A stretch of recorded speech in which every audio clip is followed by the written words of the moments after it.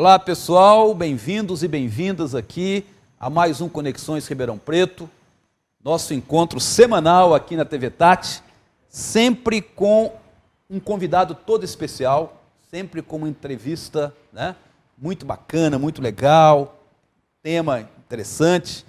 E hoje nós vamos tratar de psicologia, né? Eu acho que é a primeira vez que a gente está tratando de psicologia assim, de forma mais direta, né, aqui no Conexões, né? E para falar a respeito, né, da psicologia e dos entornos dela, vamos dizer assim, né, das experiências em torno da psicologia, por aí vai, nós convidamos aqui o nosso querido Evandro Marcelo de Castro.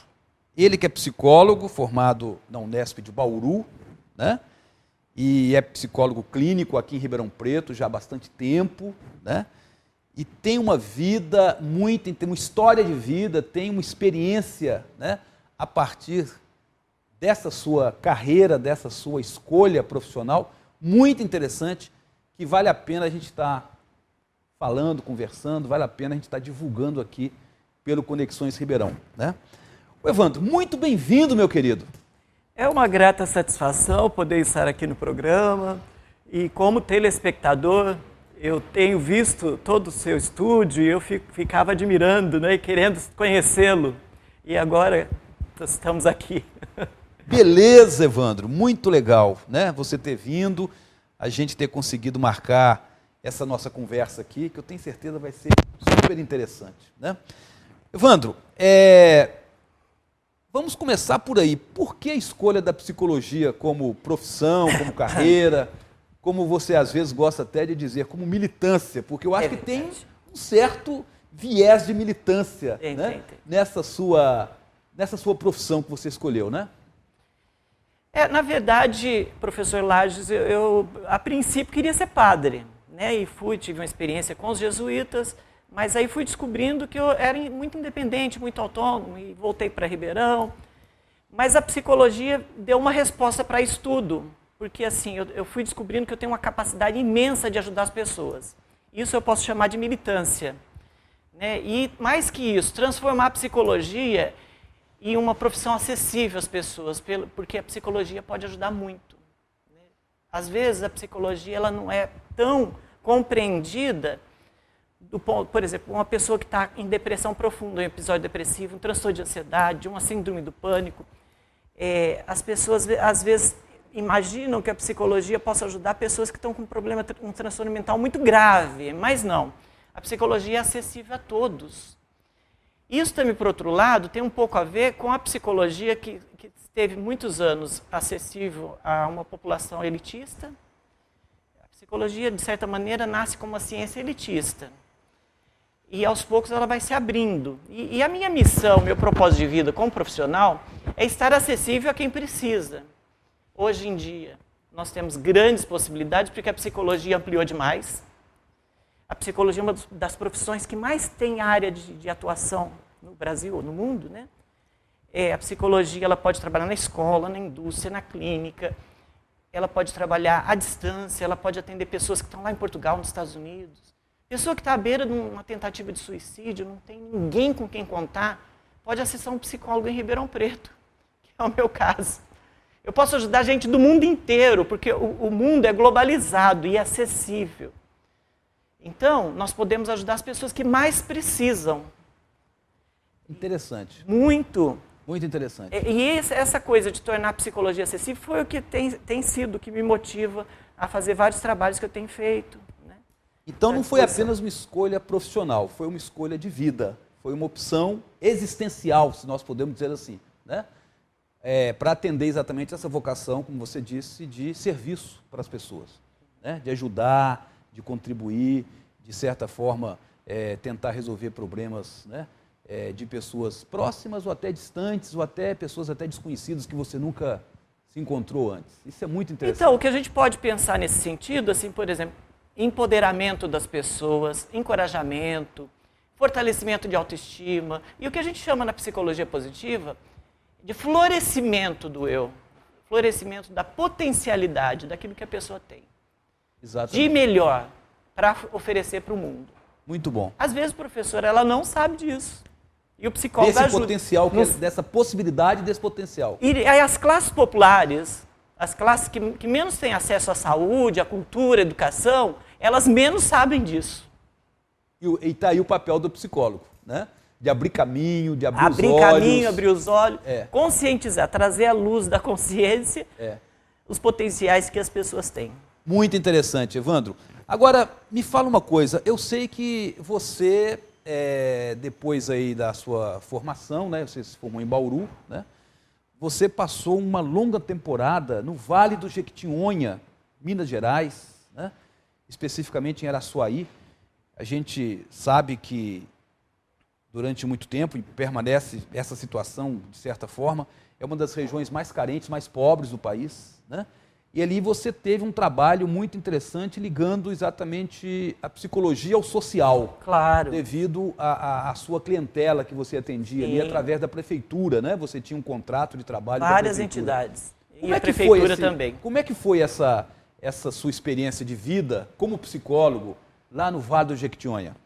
Então, a princípio, eu fui com um contrato com a prefeitura de Araçuaí, né? Trabalhei lá 10 anos, mas sempre atendendo assim, uma comunidade muito carente, mas também atendendo sindicato, atendendo entidades culturais, então, muitos projetos sociais. E essa disposição de estar a serviço de quem necessita, e muitas vezes não tem a mínima condição de buscar o serviço ou de pagar por ele, traz uma perspectiva fantástica. É a perspectiva mesmo de projetos sociais, culturais, educacionais, de saúde, e que às vezes não tem muita fronteira entre esses projetos, né? Não, eles se implicam. Eles trabalham em rede, eles criam uma conexão fantástica. Por exemplo, um trabalho de iniciação cultural, de corais. No Vale do Jequitinhonha, a cultura, os corais, eles têm muita força. Então, às vezes, uma moça que canta num coral, às vezes está num episódio depressivo profundo. Então, tanto a gente tem a condição, num sindicato de trabalhadores rurais, de atender uma moça que mora lá numa comunidade rural longe, um psicólogo ir lá, que nunca foi, que é o que a gente questiona muito hoje em dia, né, dessa questão do brasileiro, ir lá numa comunidade que não tem acesso. Quando eu cheguei na região do Vale do Jequitinhonha, nós éramos 2 psicólogos na cidade, né? Depois de 10 anos, éramos 11 psicólogos numa cidade de 40 mil habitantes. Né? Então, o que acontece? Hoje, o Brasil é um país tão grande e tão desigual que nós necessitamos de mandar gente de Ribeirão Preto para ir para regiões mais carentes. E isso faz uma diferença na vida das pessoas. Enorme, que a gente não sabe quantificar. E está aí a dificuldade não só de ter psicólogos nessas regiões distantes, nessas regiões assim bem longe dos grandes centros, né? Não só o psicólogo, mas os médicos também. Está aí toda essa discussão aí. Tem mais psicólogos, né? Tem um projeto de mais psicólogos. Porque nós, no estado de São Paulo, temos o maior número de psicólogos do Brasil. Nós somos muitos psicólogos. E, às vezes, o psicólogo aqui em Ribeirão Preto, que são muitos também, estão buscando algum trabalho social para fazer. E nada mais feliz do que você ir para uma região carente. Isso é fantástico. Fantástico. Evandro, é o seguinte, mas você também teve uma experiência interessante, principalmente já aqui em Ribeirão Preto, atendendo a um segmento, né, diferenciado aí da população, que são as pessoas religiosas, né? Padres, seminaristas, enfim. Como é que você relaciona essa questão, então, da psicologia com a religião, do seu ponto de vista? As pessoas vocacionadas a uma vida religiosa, elas precisam se preparar bastante. Vamos pensar assim, na Igreja Católica, os vocacionados seminaristas, irmãs, né? São pessoas que vão estar desempenhando uma liderança na comunidade, elas vão ter um destaque. E, às vezes, as pessoas podem se perder durante o caminho, se elas não estiverem maduras o suficiente, do ponto de vista psicológico, para não deixar o orgulho tomar conta, para não deixar a ambição, né, a competição. Às vezes. Tem muita competição entre religiosos, né, e entre religiões. Né? Agora, as pessoas precisam, na busca de suas vocações, entender realmente as suas motivações por desempenhar esse papel religioso, que é de ajudar as pessoas a encontrarem Deus. Se as pessoas tiverem no seu ideal de vida, ou no seu propósito de vida, nós estamos falando sempre de propósito de vida, um desvirtuamento, ela quer mais se aparecer, ou a família quer que ela seja padre, ou freira, religiosa. Às vezes não é uma opção muito que parta da própria pessoa. Às vezes é muitos condicionamentos que existem ali naquela... Aliás, isso serve para qualquer profissão. Sim, qualquer profissão. Qualquer profissão, porque a família, às vezes, quer que a pessoa seja médico, e a pessoa quer ser engenheira, ou quer ser professor. Então, são os conflitos. Por isso que os psicólogos também têm uma atuação fantástica nessa área. E com seminaristas e padres eu sempre atuei. E sempre deu certo, sempre foi bom. O retorno é fantástico. É interessante muitas vezes, né, o que você acabou de falar, as pessoas, eu conheço alguns casos, né, de pessoas que fazem um vestibular aí para alguma carreira a partir da influência da família. E lá pelas tantas, abandona o curso pela metade, né, e volta para aquilo que elas realmente têm vocação. Hoje no Brasil ainda é muito alto o índice de desistência no primeiro e segundo ano de faculdades, porque as pessoas descobrem que não é aquilo que elas querem. E nós temos universidades fantásticas, difíceis de entrar. A pessoa entra em medicina, tanto que até nós temos visto não só esse problema, né, da pessoa desistir do curso, mas também às vezes até se suicidar. Sim, isso pode trazer um transtorno muito enorme, sério, né? Imenso, enorme. Porque a família insiste, pressiona e quer que a pessoa faça medicina. E ela não quer fazer medicina, ela quer fazer sociologia, ela quer fazer filosofia. E a família não aceita. E eu conheço um grande amigo que abandonou o curso de medicina na metade, foi para filosofia. E hoje ele é um grande artista de teatro.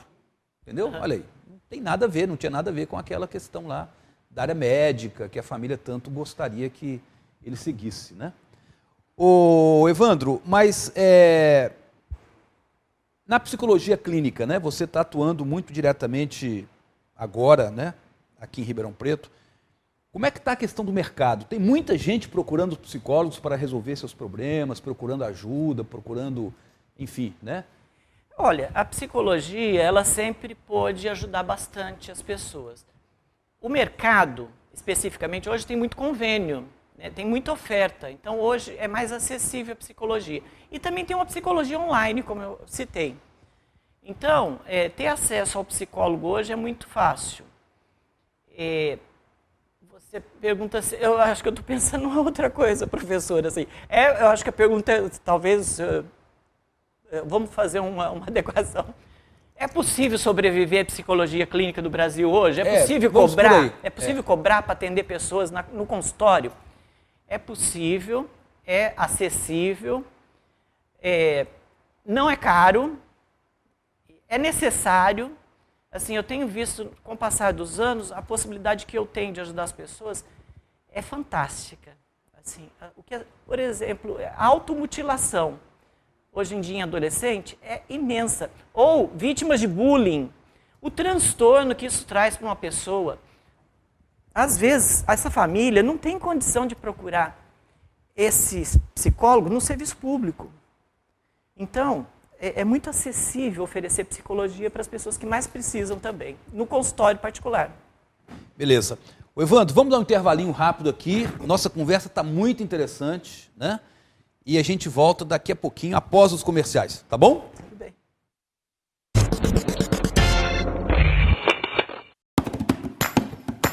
Aqui a informação é com coragem. A verdade acima de tudo. 52 anos no ar. A trincheira democrática da população. Acorda, Ribeirão! Larga Brasa, com Antônio Carlos Morandini. A programação do rádio também na TV e no Facebook.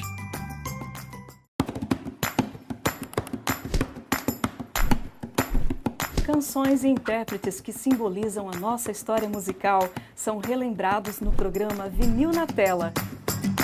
Tem novas vozes e estilos para despertar novas emoções. E nessa viagem musical você vai se surpreender. Vinil na Tela, com Márcia Soares. Aqui na TV Tati. Muito mais Ribeirão.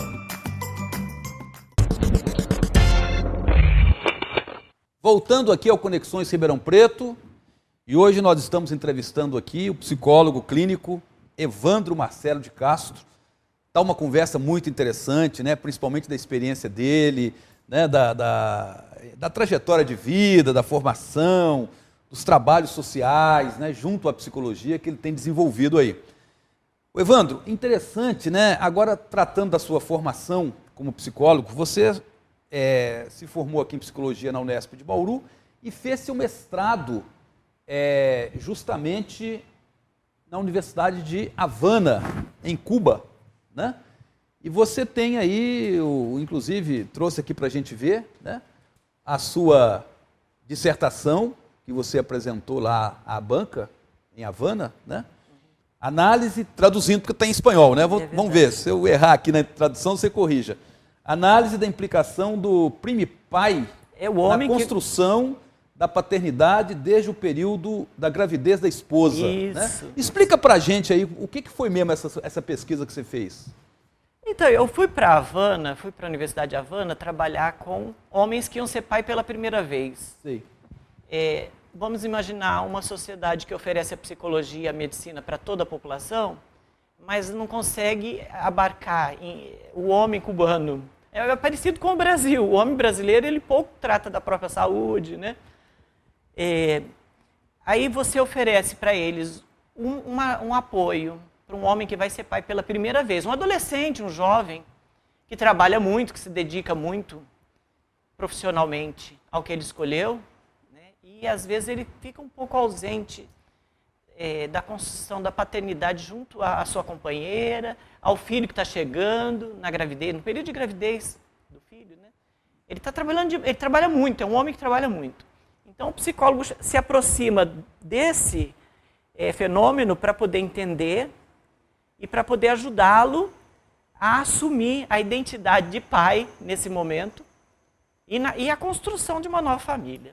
Esse é um trabalho interessante. Então, lá em Cuba existe uma vertente desse atendimento psicológico justamente aos primeiros pais, ou aos pais pela primeira vez? Não. Não existe? Não existia.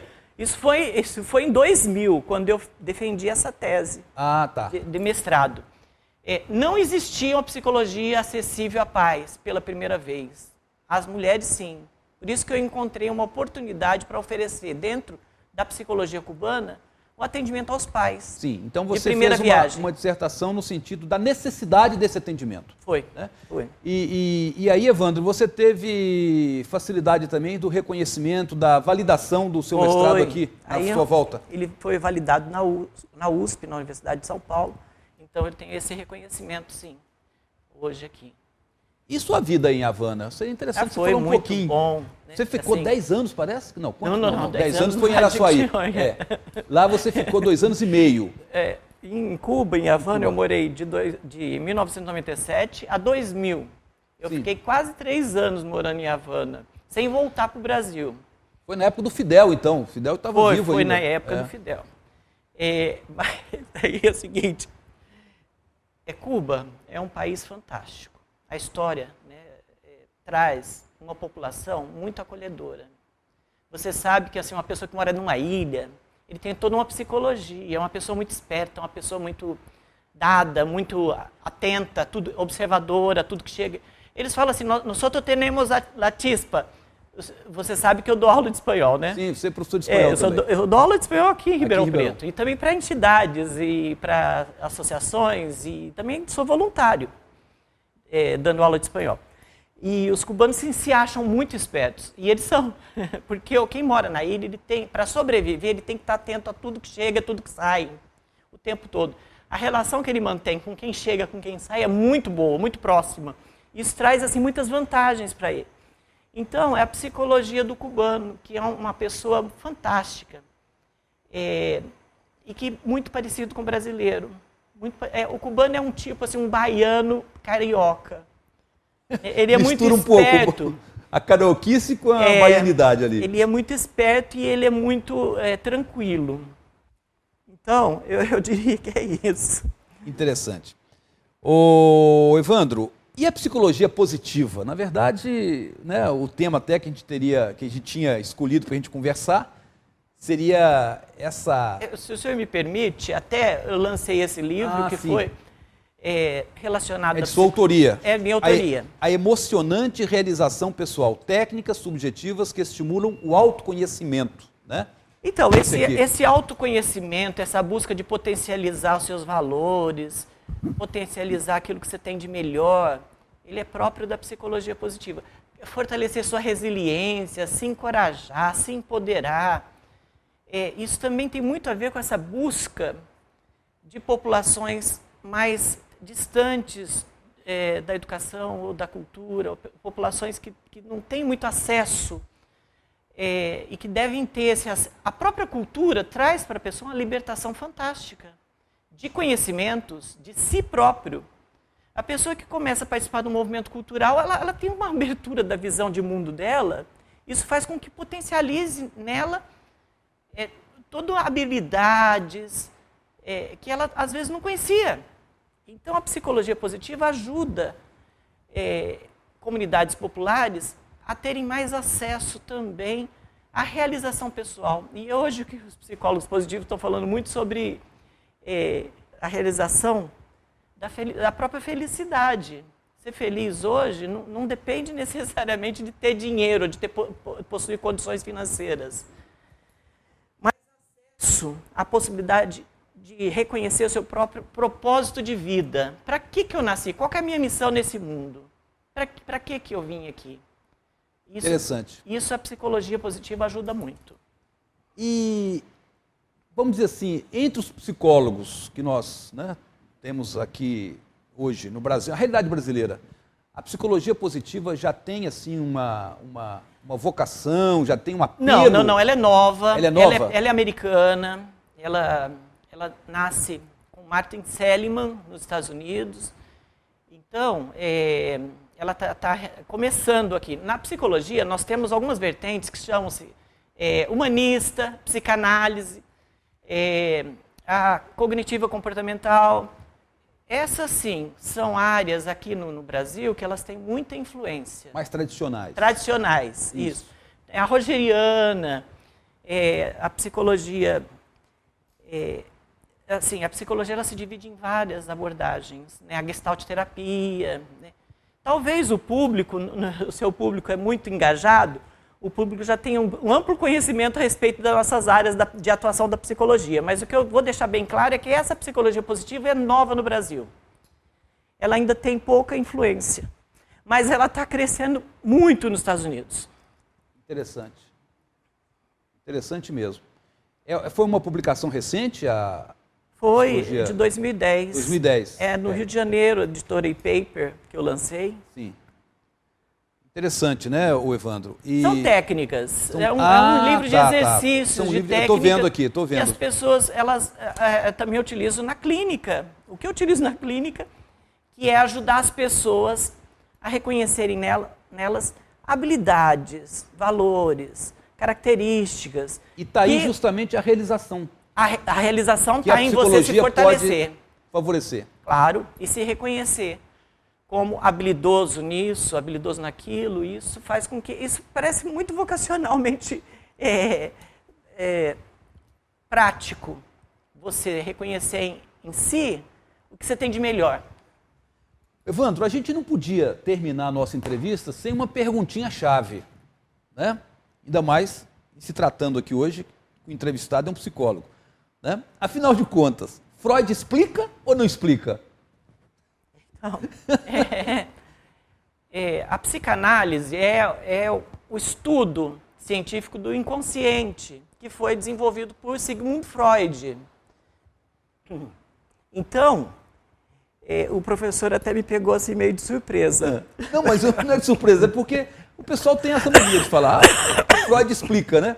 E o Freud muito ligado não só à psicanálise, mas à psicologia, de certa forma, também, né? Afinal... Então, a psicanálise é uma área também de estudo da psicologia. Sim. Mas Freud era médico. Então, o Freud, na sua época, ele tratou de lidar com alguns temas como a histeria, ele usava a hipnose, a associação livre de ideias, né? Que eram novidades, a própria psicanálise, o estudo do inconsciente. Essas novidades, talvez nasce daí essa questão de Freud explica. Ele tinha que se explicar diante de novidades para aquela época que não era bem entendido. E principalmente também as questões sexuais que o Freud apresentava. E uma coisa também, o Freud explica, o complexo de Édipo.